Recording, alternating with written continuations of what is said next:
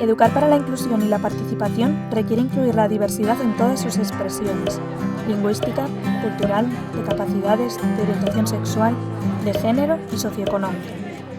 Para asegurar la igualdad de derechos y acabar con la discriminación, el diseño universal de aprendizaje propone un enfoque global, abierto y flexible.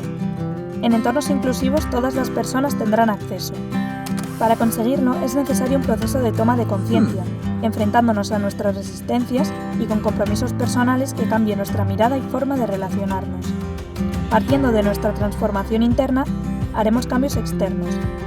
Es necesario recoger las sugerencias de todas las personas implicadas y revisar las culturas, políticas y acciones, además de aspectos esenciales como: ¿la convivencia es facilitadora para todas las personas? ¿La arquitectura del espacio es accesible y móvil? ¿En la comunicación se utilizan símbolos y elementos multimedia? ¿Gestionamos la diversidad sin marginación y con juguetes neutros? ¿Apostamos por la conciliación adecuando las jornadas, incluyendo a las familias y creando planes de acogida? En la política lingüística, económica y de sostenibilidad, ¿se emplean diferentes lenguas? ¿Se hace uso del reciclaje y de cooperativas de materiales?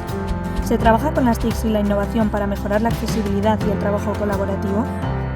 No hay tiempo que perder para educar en la inclusión y en la participación. Si quieres saber más, tenemos una guía con más información en